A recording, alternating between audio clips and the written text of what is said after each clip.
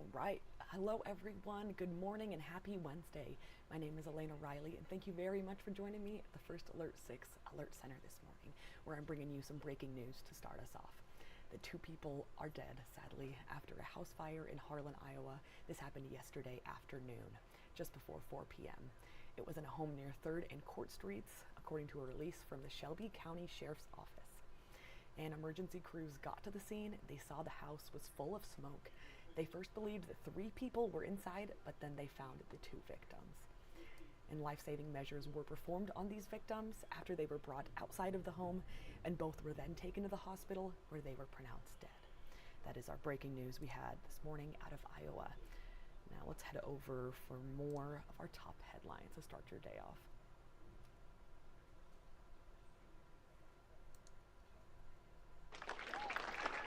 All right, today marks 100 days since Mayor John Ewing Jr. took office to serve the city of Omaha. According to a release from Ewing's office, he plans to share some of his accomplishments thus far to highlight this milestone. First Alert 6 also expects to hear more about the upcoming celebration for Omaha native Bud Crawford, who on Saturday became the first male boxer to capture 3 unified division titles. Wait, good job, Bud. That's awesome.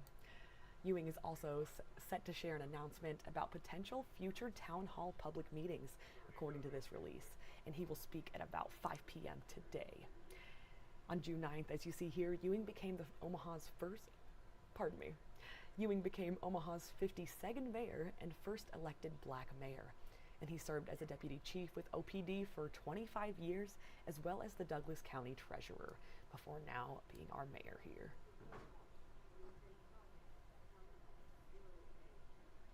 Next up this morning, an additional $20 million in property tax relief will be distributed to Nebraska taxpayers after Governor Jim Pillen signed an executive order yesterday. And the additional funds are from an increase in casino gambling revenue, along with unused money in the Property Tax Credit Cash Fund and the School District Property Tax Credit Fund, is what the governor's office says. And this executive order comes after several initiatives that are led by Governor Pillen to reduce property taxes during his term. His office highlighted their work, such as increasing direct relief to property taxpayers to $1.26 billion, removing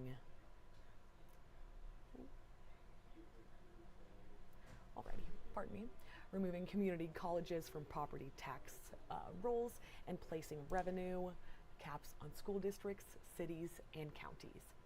And then Pillen assures that property tax relief remains his top priority here. He says there's still more that can be done, while blaming political differences for these past failings.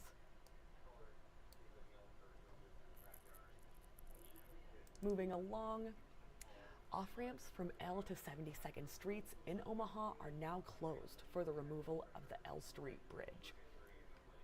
Let's move along here. Alrighty. Construction got underway yesterday at the interchange with the eastbound L entrance and exit ramps closed at 72nd. These ramps are scheduled to reopen by winter 2025, according to the Nebraska Department of Transportation. And the long-term goal is to rebuild the intersection with bridge removal and concrete pavement construction taking place over the next 12 months. Is what Jarrett Lansford with First Alert 6 traffic reports. And Lansford also encourages drivers to use caution and expect delays in this area. He says alternate routes include using I-80 for eastbound and westbound traffic and 84th for northbound and southbound traffic. Of course, you can track the latest updates on construction and commutes on our First Alert 6 traffic blog. Always there, he's updating that.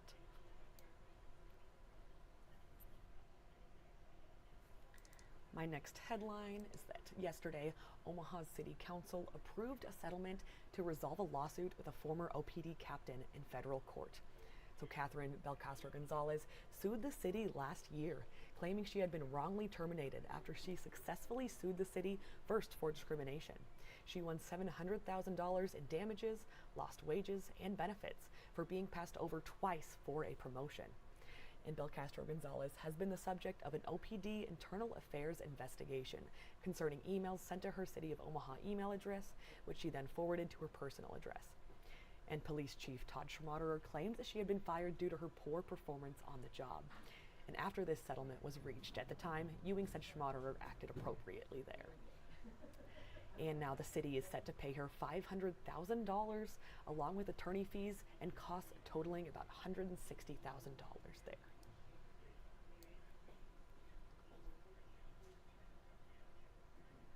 All right, now to our last headline, that history was made last night at the CHI Health Center in Omaha. So number 1 Nebraska defeated number 18 Creighton in 5 sets in front of a sellout crowd of about 17,675 fans, actually to be exact there. Those in attendance set the NCAA record for the largest crowd for a regular season indoor volleyball match. Wow, but it was really awesome there at CHI. And Clayton Collier with Sports on 6 reports it was back and forth battle, which included a 4th set that featured 14 ties. And the Huskers took the 5th and deciding set 15-9. Here we see some fans here, awesome, that were at the match yesterday. All right, so the Huskers now improved 24-0 all time against the in-state rival. Wow, some pumped up fans there. Amazing.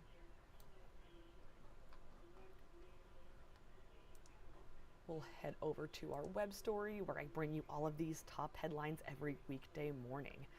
Here we are with our 6 things you need to know.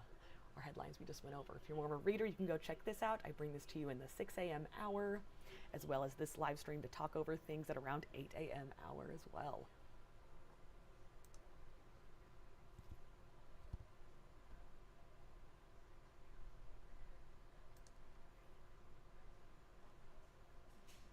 All right, thank you very much for joining me this morning and have a great start to your Wednesday. Thank you.